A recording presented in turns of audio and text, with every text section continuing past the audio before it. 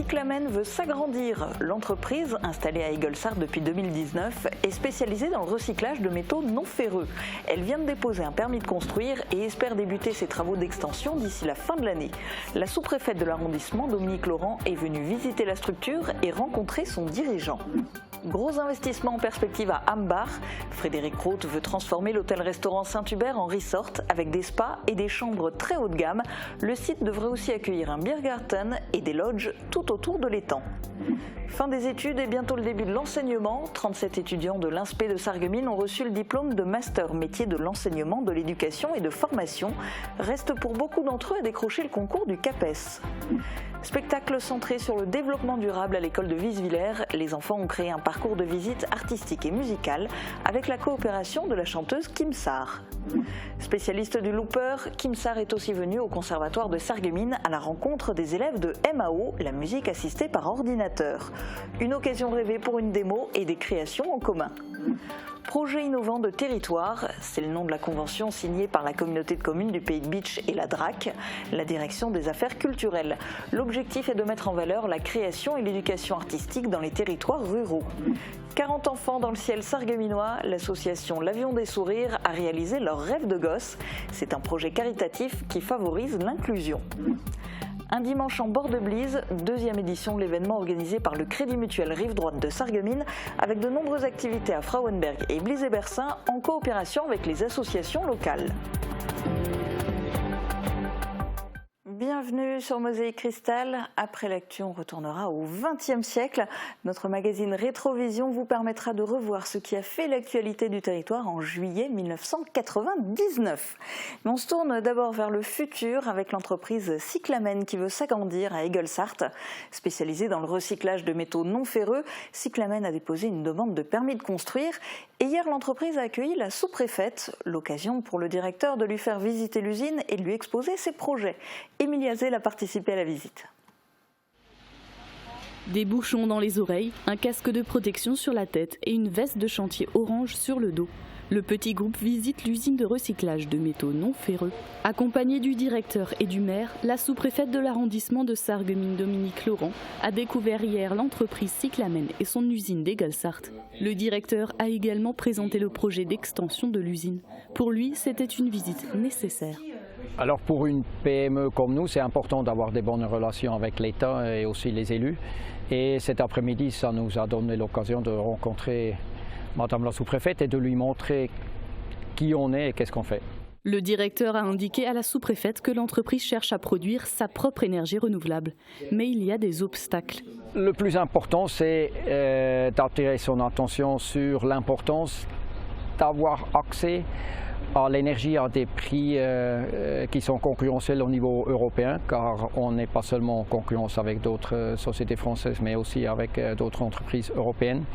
Et donc je lui ai dit qu'on va ici massivement investir dans la fabrication d'énergie par photovoltaïque, mais ça va être compliqué de fabriquer la totalité de l'énergie nous-mêmes et donc on est intéressé d'avoir accès à d'autres fabricants d'énergie renouvelable pour garantir que tout ce qu'on fait ici, c'est alimenté par l'énergie renouvelable, mais deux aussi à des prix à peu près compétitifs. En 2022, Cyclamen a fait un chiffre d'affaires d'environ 15 millions d'euros.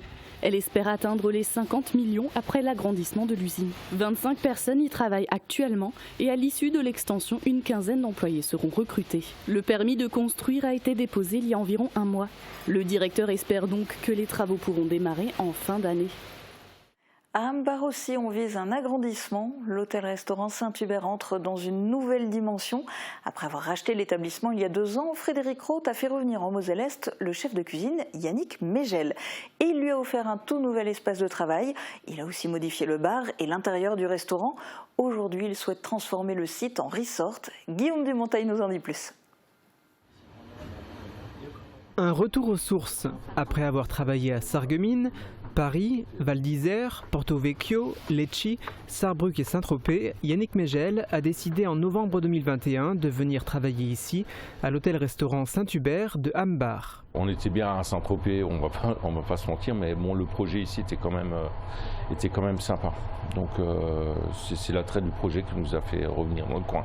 Depuis la reprise de l'établissement il y a 2 ans par Frédéric Roth, l'hôtel-restaurant est en totale mutation. Donc rachat de l'établissement avec des travaux en profondeur dans un premier temps, des travaux qu'on ne peut pas voir forcément. Réfection globale et complète de la cuisine pour un coût de 600 000 €, tous les tableaux électriques, enfin bref, tout ce qui va avec pour être aux normes. Et puis dans un second temps, des travaux d'embellissement. Donc on reconditionne pour upgrader l'établissement au fur et à mesure du temps et des projets à venir. Et des projets, il y en a. L'entrepreneur spécialisé dans l'hôtellerie souhaite refaire les 53 chambres de l'établissement, aujourd'hui référencées 3 étoiles, créer 2 spas, une dizaine de chambres très haut de gamme de type suite, ouvrir un Biergarten, reconditionner l'ancien restaurant à la Belle Truite et créer des lodges tout autour de l'étang. Nous allons complètement refondre et reconditionner les chambres et donc on sera plus dans du 4 étoiles plus, en maintenant des tarifs raisonnables pour notre clientèle historique et pour bien sûr avoir une nouvelle clientèle qui est adepte du wellness, du bien-être, donc du spa. Cela prendra bien évidemment du temps de transformer le site et de créer tous ces nouveaux services. Les normes en France sont drastiques, et surtout pour ce genre de projet. Ils sont coûteux également, donc nous allons programmer cela pour dans 2 ans. Une ouverture prévue, je pense, en 2025 pour le spa. Les lodges vont commencer d'ici peu avec la création d'un premier prototype, là, dans 1 mois et demi. Et quand celui-ci sera complètement éprouvé et que tout est bon, tout de suite 10 d'un coup. Et après, on fera à chaque fois des jets de 10, 20 lodges répartis sur le temps. L'entrepreneur n'a pas souhaité indiquer le montant total de l'investissement nécessaire pour mener à bien toutes ces transformations. La partie spa à elle seule coûtera entre 8 et 10 millions d'euros. Ce sont peut-être les futurs professeurs de la région. Hier après-midi se tenait la remise de diplôme des élèves du master MEF à l'Inspé de Sarreguemines. La fin d'un long parcours scolaire et peut-être le début d'une vie d'enseignant. Reportage de Jérôme Secala et Morane Grancola. Jour de retrouvailles et de célébration pour la promo 2021-2022 du master MIF, métier de l'enseignement, de l'éducation et de formation. Hier se déroulait la remise des diplômes à l'INSPE, l'Institut national du professorat et de l'éducation.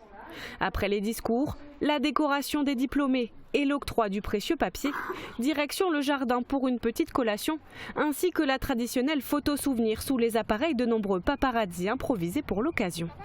Prochaine étape pour la majorité de ces nouveaux anciens élèves, le concours du CAPES pour entrer dans le fonctionnariat, un concours dont le taux de réussite se situe autour des 70% en Moselle.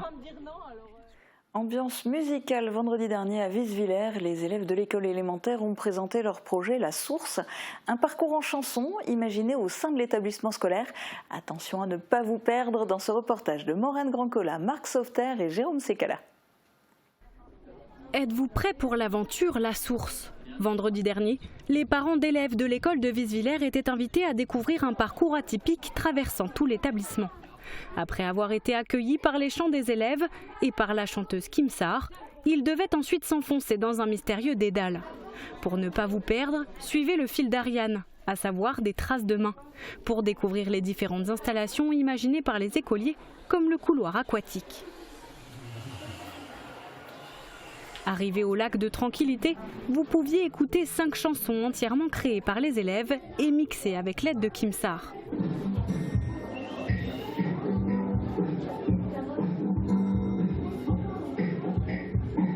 C'est d'ailleurs la chanteuse qui clôturera le spectacle en musique dans la cour d'école. Ce projet, axé sur le développement durable, a été imaginé par les communes de Visvillers et Sarreguemines et de l'atelier Médicis. Un spectacle qui n'a pas laissé indifférents ni les petits ni les grands. Et l'artiste Kim Sar a aussi profité de sa présence dans le secteur pour rencontrer de plus grands élèves, ceux de la MAO du Conservatoire de Sarreguemines. La MAO, c'est la musique assistée par ordinateur. Samedi après-midi, 15 élèves ont eu la chance d'assister à une démonstration et de créer de la musique avec elle. Retour en images et en son avec Morane Grancola. Cette machine un peu bizarre s'appelle un looper. Boucleur en français, elle permet d'enregistrer plusieurs pistes audio afin de créer de la musique. Un appareil aux possibilités infinies.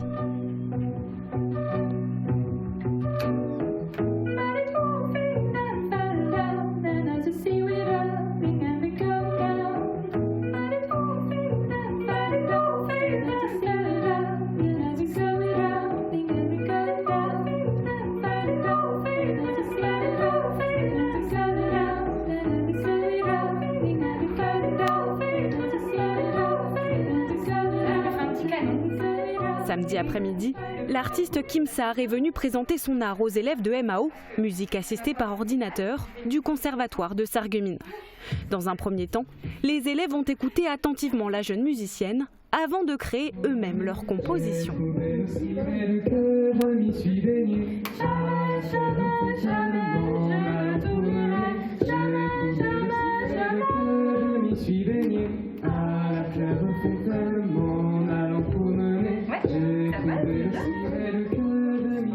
Instruments, beatbox, voix et même bruitage, le Looper est un mini-studio portatif pour laisser libre cours à sa créativité.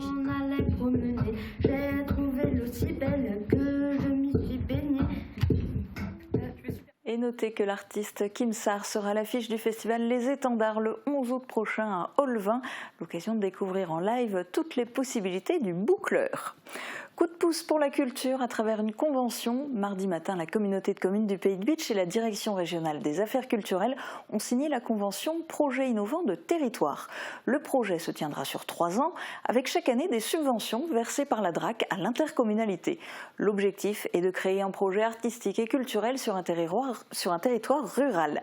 La signature s'est déroulée sur le site verrier de Meisenthal. Emilia Zell y a assisté. Avec le stylo en main, il faut prendre la pause avant de signer le document. La Halle Verrière a accueilli mardi la signature de la convention Projet innovant de territoire. Elle a été signée par Delphine Christophe, la directrice régionale des affaires culturelles Grand Est, et par le président de la communauté de communes du Pays de Bitche, David Suc. Des membres de l'équipe de Delphine Christophe, des élus du territoire et des responsables du site Verrier ont assisté à l'événement. Dans la matinée, le groupe a également visité les différentes parties du site Verrier. Le projet innovant de territoire a pour objectif de mettre en valeur la création et l'éducation artistique sur les territoires ruraux. Alors je crois que c'est d'abord dire que l'un de nos grands objectifs que nous partageons avec les collectivités territoriales, c'est d'amener la culture partout, au plus près de nos concitoyens, y compris lorsque l'on habite finalement à une certaine distance de grands centres urbains. C'est un projet qui a été initié par le ministère de la Culture en 2022 et nous en sommes déjà donc dans la 2e année. Nous avons pu accompagner 10 projets sur l'ensemble du territoire de la région Grand Est, dont celui du site de Meisenthal. La convention a été signée pour 3 ans. Elle permet de mettre en œuvre un projet artistique, de fixer les modalités de financement et les relations avec les partenaires institutionnels, de définir les conditions de suivi et d'évaluation du projet innovant de territoire. Cette convention, c'est simplement tracer en perspective ce que nous voulons faire sur le développement culturel. Organiser des courts-séjours, organiser la vulgarisation, organiser l'apprentissage de la vie au travers du regard culturel, essayer de pouvoir diffuser auprès des habitantes et des habitants, et je pense au jeune public, cette spécificité du territoire, notre culture particulière, la pratique artistique. L'intercommunalité percevra une subvention de la DRAC, 120 000 € sur 3 ans. Pour mener à bien les projets sur le site de Meisenthal et avec le CADAM en particulier, la communauté de communes du Pays de Bitche va prochainement engager une personne pour 3 ans. Monter dans un avion et parcourir le ciel, c'est un rêve de gosse. Samedi, l'association L'Avion des Sourires a permis à 40 enfants et leurs parents de décoller pour découvrir Sarreguemines et ses alentours. Retour en images avec Morane Grandcola. 3, 2, 1, décollage. Samedi matin, 40 enfants de l'école Antoine Gap de Forbach, de l'école française de Sarrebruck et du Secours populaire ont eu la chance de monter à bord d'un avion DR400. Et ce, grâce au projet Rêve de gosse qui favorise l'inclusion et la rencontre entre les enfants ordinaires et extraordinaires. Alors ce projet, c'est d'emmener des enfants en avion, des enfants qui n'ont pas forcément l'occasion de voler. C'est venu d'un tour aérien qui s'appelle le Tour aérien Rêve de gosse que j'ai effectué avec un ami allemand l'année dernière. On s'était proposé pour organiser une étape en Sarre. Une étape, c'est accueillir 180 enfants, c'est de l'inclusion, c'est-à-dire qu'il y a des enfants qui sont malades, qui sont handicapés, qu'on appelle des enfants extraordinaires, et de leur faire des activités avec des enfants qui n'ont pas de pathologie, qui sont scolarisés normalement, qu'on appelle ordinaires. J'ai tenu à faire cette action aujourd'hui et également au cours de l'année. On a fait se rencontrer des enfants sur des petits jeux autour du rugby, on a visité des musées, et aujourd'hui, eh bien, c'est la journée où les enfants qui ont participé à ces projets vont pouvoir prendre leur envol et s'envoler avec nous. Chaque année au mois de mai, l'association propose un tour aérien d'une 15aine de minutes par enfant. Pour l'occasion, l'aéroclub de Sarreguemines a mis à disposition 2 de ces avions pour permettre aux enfants de découvrir le ciel. Et pour la plupart d'entre eux et leurs parents, c'était une grande première. Ça faisait des papillons dans le ventre. J'avais un petit peu peur de l'avion et en fait je suis allé au-delà de mes peurs et c'est une expérience que je conseille à tout le monde. C'était juste de la joie, je me sentais, je ne sais pas comment l'exprimer, c'était juste un sentiment que de voir tout ça, d'avoir cette vue qu'on n'a pas et voir de tout en haut et c'était trop cool. C'est super. Pour les enfants, c'était son premier vol et puis aussi pour le frère qui est entré dans l'air. Je crois que c'est une expérience qu'ils ne vont pas oublier. Pour cette journée, l'association L'Avion des Sourires a pu compter sur le soutien de la fondation AXA à tout cœur et du zoo d'Amnéville. Prochain objectif, répéter cette opération l'année prochaine du côté de Sarre-Louis avec cette fois 30 avions pour accueillir 180 enfants. Elle espère d'ici là amener les IME et les écoles du secteur à se joindre au projet. La vallée de la Blise était particulièrement animée dimanche. Tout au long de la journée, les communes de Frauenberg et Blise-et-Bersin accueillaient les visiteurs autour de nombreuses activités. L'occasion de faire vivre la vallée de la Blise et de promouvoir les associations locales.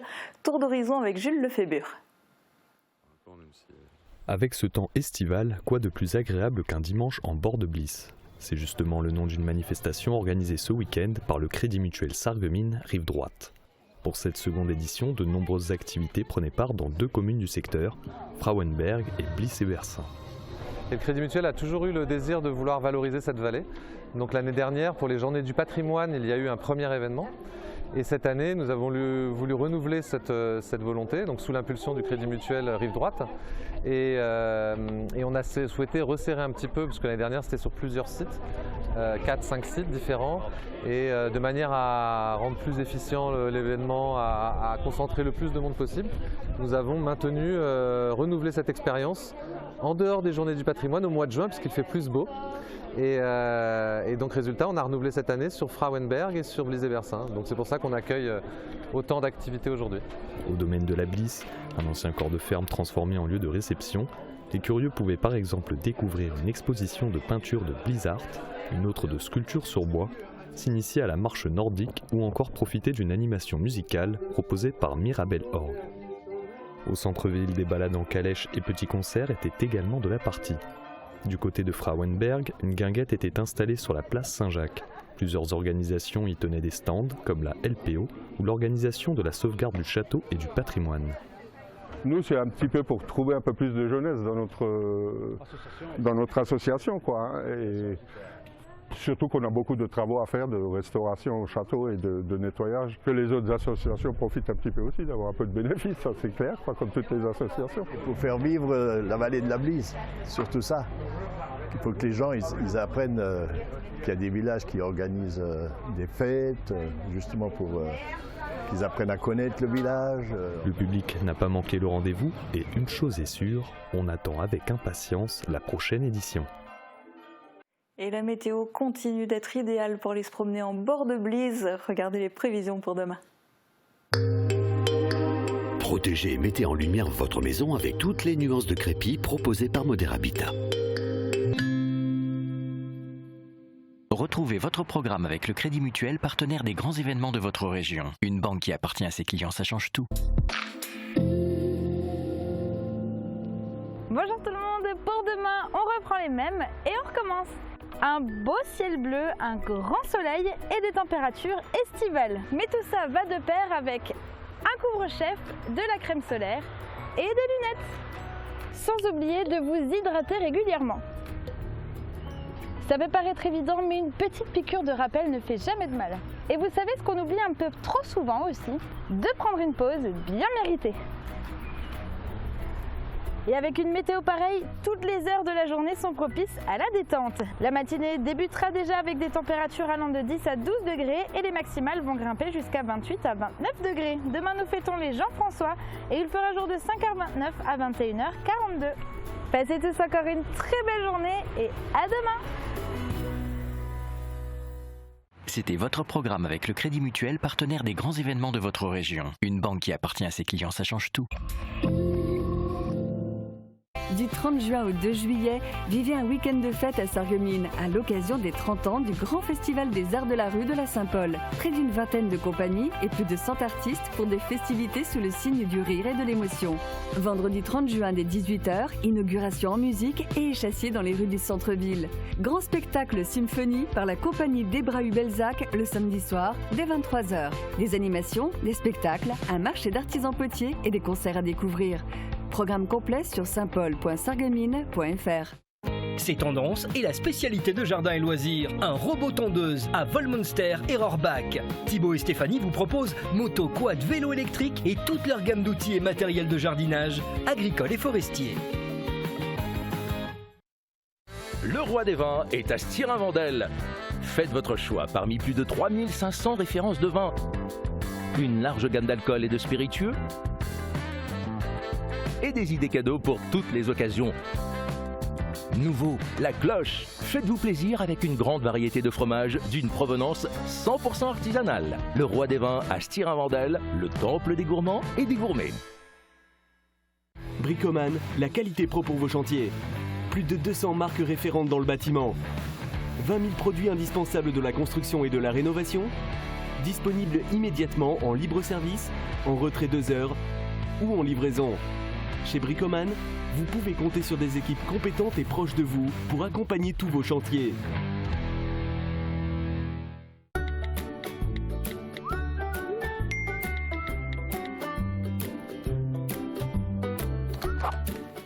Pour toutes vos interrogations, vous pouvez vous rendre sur le site internet de l'Aglo, www.aglo-sarreguemines.fr. Vous y trouverez ainsi toutes les réponses à vos questions. Et vous avez l'appli mobile SIDEMAP. Pratique et gratuite, elle vous facilite le tri au quotidien. Elle vous permet notamment de trouver le calendrier des permanences multiflux et plein d'autres infos utiles, comme par exemple les horaires des déchetteries. Vous pouvez également nous contacter au 0 800 19 18 80. Nous répondrons ainsi à toutes vos questions. Le tri évolue. Pourquoi pas nous ?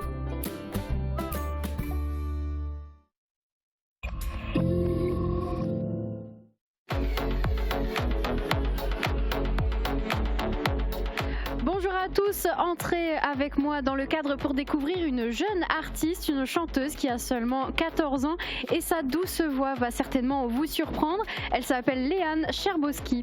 J'avais 100 ans, je me reconnais plus, j'aime plus les gens depuis que je t'ai vu, je veux plus rêver, je voudrais que tu viennes me faire voler, me faire je t'aime, mais tu n'es pas là. Et si je rêve, tant pis, quand tu t'en vas, je dors plus la nuit, mais tu n'es pas là. Et tu sais, j'ai envie d'aller là-bas, la fenêtre en face, et de visiter ton paradis.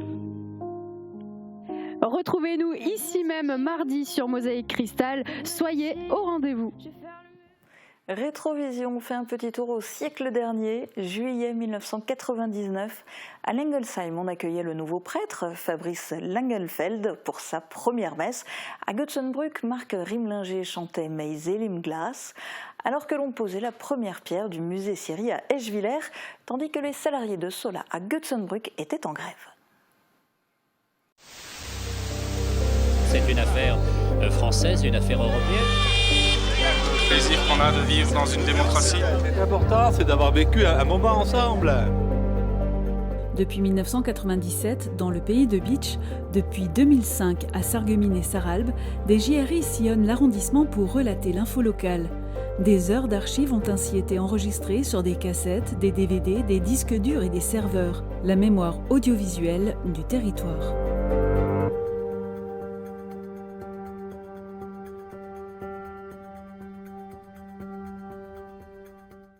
Lundi matin, une soixantaine de salariés de chez Sola à Götzenbrück ont refusé d'intégrer leur poste de travail. 45 heures par semaine, diminution des salaires, augmentation de la cadence de production sont les raisons essentielles à leur grève. On nous demande de travailler un maximum d'heures par semaine, c'est-à-dire 45 heures, pendant une période l'été, du 1er avril au 1er octobre, 45 heures par semaine, toutes les semaines. Sola vit dans un marché où la demande n'est pas constante. Pour répondre aux périodes de fortes commandes, l'entreprise fait travailler son personnel 6 jours sur 7. Période haute, c'est toujours en été, nous faisons de 45 à 46 heures. Et en hiver, une semaine sur 3, nous sommes 8 jours à la maison. Si cette fois le personnel se rebiffe, c'est parce que la période de 6 jours travaillés par semaine dure déjà depuis le mois d'avril et personne ne sait jusqu'à quand elle va se prolonger. Une situation découlant de l'application de la loi Robien en 1998. L'accord loi Robien permettait à des entreprises en difficulté de maintenir l'emploi et de réduire le temps de travail, mais en réduisant les salaires.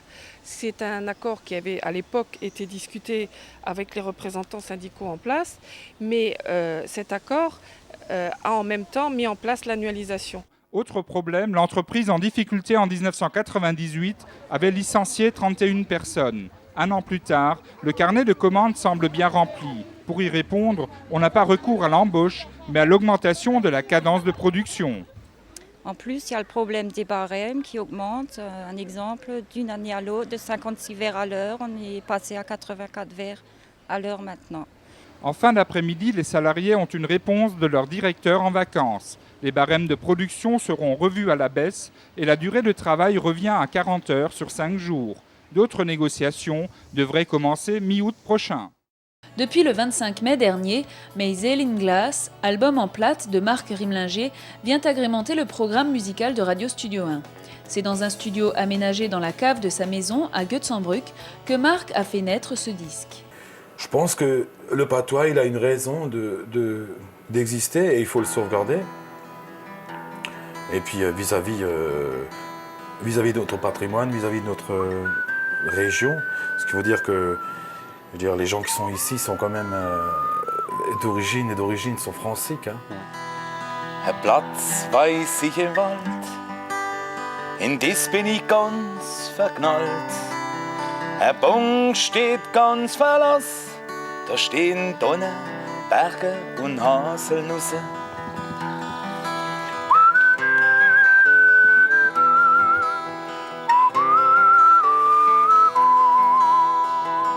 Et dans cet album, quels sont les thèmes que tu abordes et pourquoi ces thèmes-là? Les thèmes, pourquoi ces thèmes? Tout simplement, je pense que c'est un hasard. Alphonse Walter, par exemple, a beaucoup de thèmes. C'est lui qui a parlé le plus du verre, le pays du verre, du cristal. Et donc, il parle tout simplement du souffleur de verre, du tailleur de verre. Hein. Et pourquoi le verre?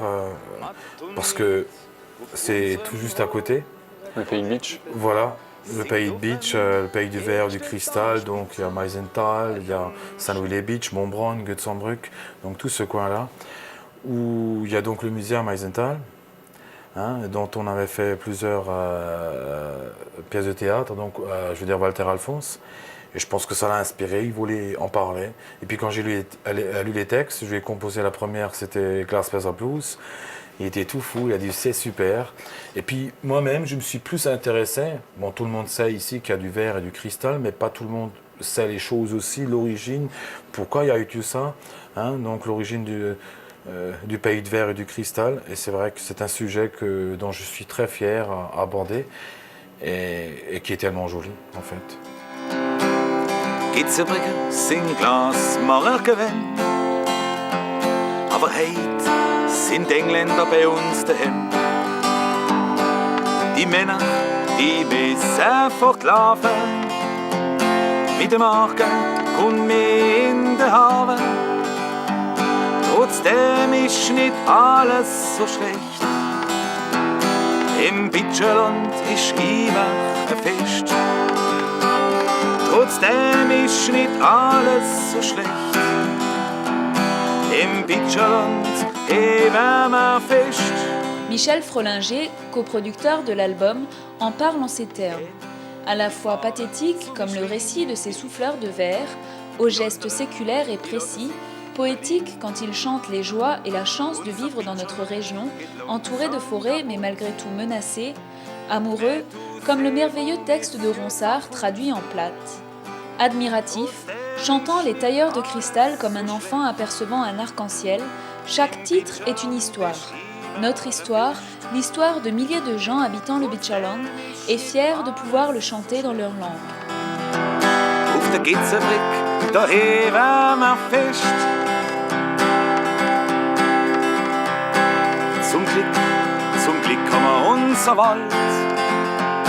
Musst nur aufpassen, wenn's knallt.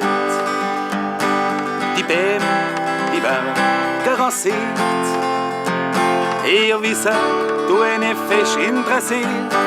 Écouter et faire découvrir Maisel in Glass, c'est ouvrir notre porte et permettre à des gens de jeter un tout petit coup d'œil à l'intérieur de notre Beacherland et peut-être, avec un peu de chance, d'y découvrir chacun Maisel in Glass.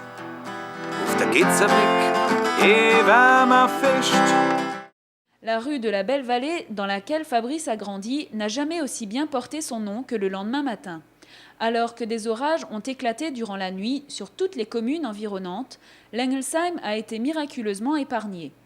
Dès 6 heures du matin, le reposoir a été paré pour la cérémonie d'accueil. Francis Glaser, vicaire de Beach, est venu se joindre à la troupe vers 7h30 pour entamer la pose du tapis de sciure colorée préparé quelques semaines auparavant au presbytère de Reyerswiller avec le concours des jeunes de l'aumônerie de Sarreguemines ainsi que Jérôme et Cédric de l'Engelsheim.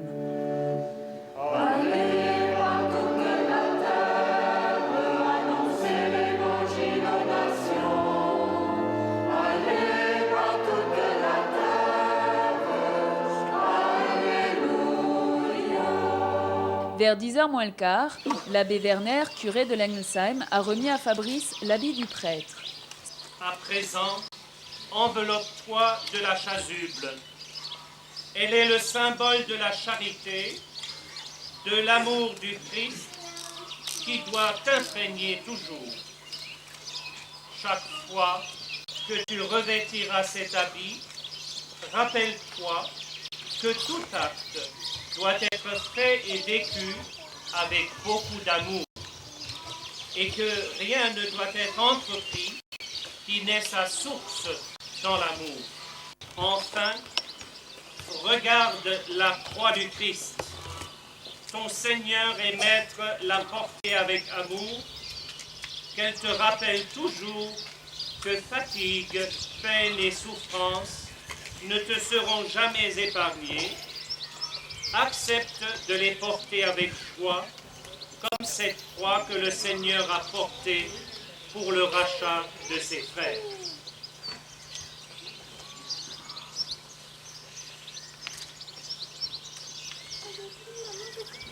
Accompagnée par la fanfare de Schweyen, la procession a rejoint l'église, bien trop petite pour l'occasion.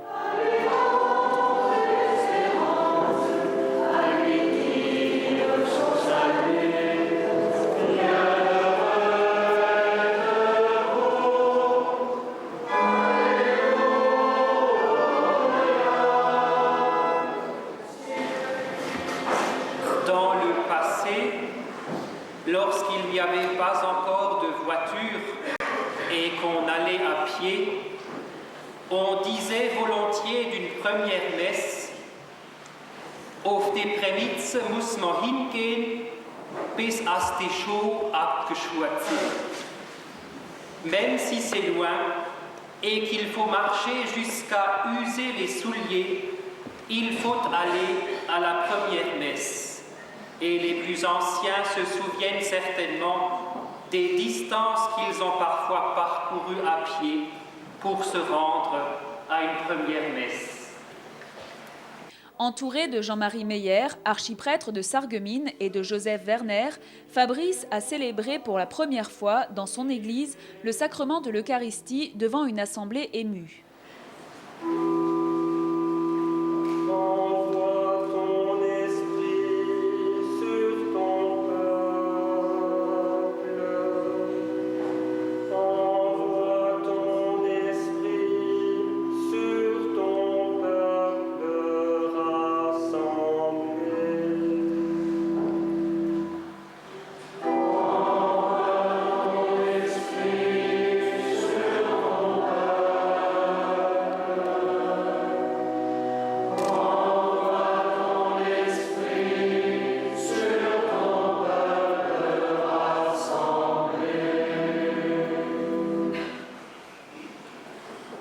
À la fin de l'office, le président du conseil de fabrique a remis à Fabrice, au nom de tous les paroissiens, une valise chapelle pour qu'il pense toujours à son village natal et ses habitants.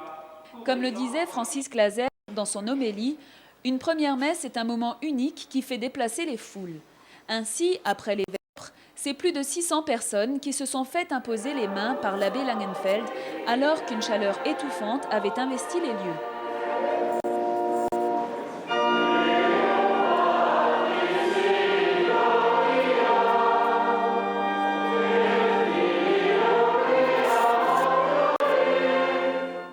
Une journée sous le signe de l'allégresse qui a marqué les esprits.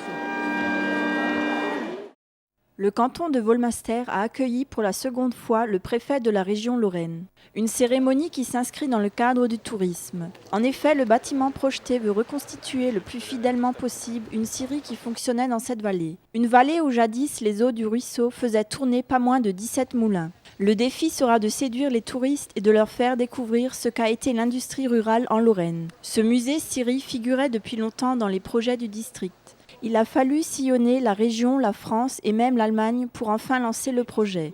Une opération qui a fort bien débuté puisque Madame le préfet, Bernadette Malgorn, a eu le privilège, malgré les caprices du ciel, de poser la première pierre du musée qui devrait ouvrir d'ici la fin 2000 au moulin d'Eschwiller. J'ai été contente de poser la première pierre de cette extension du moulin parce que je trouve que c'est une excellente illustration de ce que va être maintenant l'aménagement du territoire avec cette idée de développement durable qui est à la mode maintenant au niveau national et international, mais qui a été mise en pratique ici dans ces vallées rurales de tradition industrielle qui ont été soumises à la modernisation.